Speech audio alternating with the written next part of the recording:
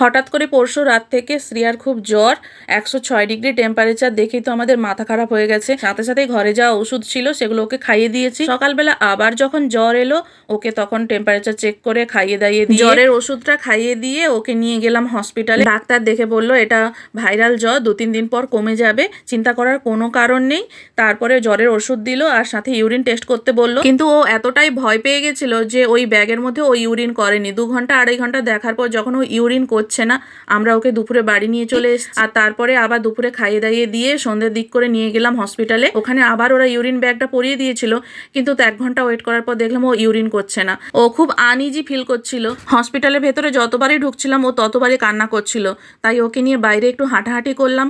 আর রাত্রি তখন 8টা বেজে গেছে, খিদেও খুব লাগছিল। তাই হসপিটালে বাইরে যে কনভেনিয়েন্স স্টোর রয়েছে ওখান থেকে কিছু খেয়ে নিলাম। রাতের বেলা তাইওয়ানের মানুষরা বেশিরভাগই সব এই ধরনের কনভেনিয়েন্স স্টোরগুলোতে খাওয়া দাওয়া করে। প্রচণ্ড ভিড় হয় আর ভেতরটা খুব গরম লাগছিল। তাই মাম্মাকে নিয়ে ওর বাবা বাইরে গিয়ে কিছু সময় ওয়েট করলো। বাইরে কাঁচের দরজা দিয়ে ওরা দেখছিল আর আমি ভেতর থেকে হাত নাড়াচ্ছিলাম। ও জ্বর যখনই আসে তখনই ও খুব একটু কান্নাকাটি করে, তারপরে বেশ সুন্দর খেলাধুলো করে। শ্রেয়াকে নিয়ে বাড়ি ফিরতে ফিরতে আমাদের প্রায় 9টাই বেজে গেছিল।